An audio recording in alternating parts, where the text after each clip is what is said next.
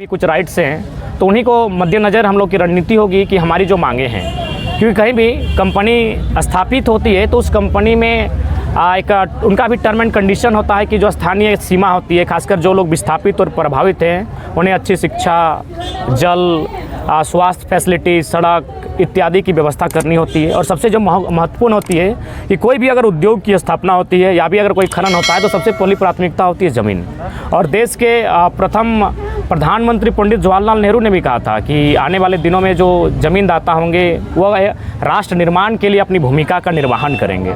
तो हमारा प्रश्न यही है कि जिन ज़मींदाताओं ने राष्ट्र के निर्माण के लिए, राष्ट्र की उन्नति के लिए अपने ज़मीनों का दान दिया है, आज वे ज़मीन में खड़ा होने लायक नहीं है। आज आज़ादी के 70 सालों बाद भी लोग उस समय का जो ज़मीन का विवाद है उसको लेकर आज लड़ाई लड़ रहे हैं। आज भी माने मुआवजा को लेकर, आज भी नियोजन को लेकर लड़ाई लड़ रहे हैं। तो ऐसे में प्रश्न खड़ा होता है कि जो बीसीसीएल अथवा जो अन्य कंपनियां हैं वो ईस्ट इंडिया कंपनी से भी गई गुजरी हैं, जो लगातार लोगों का शोषण कर रही हैं। और यही नहीं, आप लोकतंत्र के चौथे स्तंभ के माध्यम से हम आपको जनाना चाहेंगे कि यहीं हमारे मध्य प्रदेश के सिंगरौली नामक क्षेत्र में NCL नॉर्दर्न कोल लिमिटेड नामक कोल परियोजना, ये कोल की यूनिट कार्य करती है। महाराष्ट्र में वेस्टर्न कोल लिमिटेड कार्य करती है। ठीक इसी प्रकार 8 यूनिट कार्य करती हैं। 3 यूनिट हमारे झारखंड में कार्य करती है। बाकी जो कोयला की यूनिट हैं जो अन्य राज्यों में कार्य करती है, बहुत अच्छा नियम से और जो गाइडलाइन है उसको फॉलो करते हुए कार्य करती है।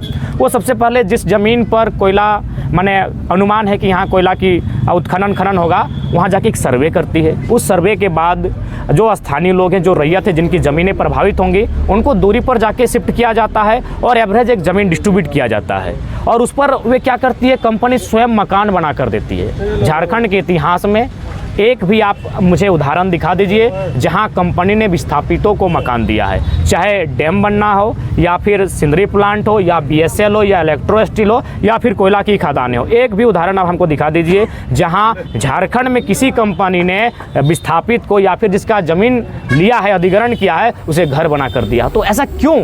आखिर झारखंड के लोगों के साथ ही क्यों इस प्रकार का क्रूर व्यवहार किया जाता है, जबकि झारखंड 40% खनिज संपदा पूरे भारतवर्ष को देती है। भारत की उन्नति में झारखंड का अहम योगदान है और उस उन्नति में जमीनदाता का योगदान है, क्योंकि जो खनिज निकल के सामने आता है वो किसी जमीनदाता की ज़मीन से निकल कर आता है। तो फिर ये अमानवीय व्यवहार झारखंडियों के साथ क्यों? अच्छा दादा, इस साल भर से यहाँ के रैयत जो है परेशान है जमीन को लेकर, इस पर आपका क्या कहना है? देखिए, यहाँ के ही नहीं, साल भर की बात क्यों, हम तो 1952, 1964, 1975 का आपको रिकॉर्ड दिखाएंगे कि उनका ज़मीन कहीं ECL, कहीं CCL, कहीं BCCL ने अधिग्रहण किया है, कहीं टाटा ने अधिग्रहण किया है, और आज भी वो कोर्ट के चक्कर काट रही है मुआवजा के लिए, नियोजन के लिए।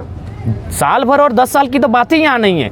तो इसीलिए आज मैं जो भी BCL प्रबंधन है उनसे हम स्पष्ट संदेश देना चाहेंगे मीडिया बंधुओं के माध्यम से कि आपको समस्या क्या है, जिनकी ज़मीनें हैं उनको मुआवजा देने में क्या समस्या है, उनको नियोजन देने में क्या समस्या है, उनको फैसिलिटियां देने में क्या समस्या है। जिनकी ज़मीनों पर आपकी कोल परियोजना स्थापित है जिससे राष्ट्र उन्नति करेगा, आप उन्नति करेंगे और आपका परिवार उन्नति करेगा। अगर BCCL ग्रामीणों की मांग पूरा नहीं करेगा तो ग्रामीणों का अगला निर्णय क्या होगा? देखिए, अगला कदम वही होगा कि मरता क्या नहीं करता, कार्य ठप किया जाए। लोगों को जहां कार्यस्थल है वहीं धरने पर बैठना चाहिए, जिस प्रकार किसान आंदोलन पे बैठे थे, तंबू गाड़ कर बैठना चाहिए, सब परिवार बैठना चाहिए, पाली बांट कर बैठना चाहिए। जब तक इंसाफ नहीं, उस ज़मीन को छोड़ने का काम नहीं करेंगे, क्योंकि ज़मीन हमारी है।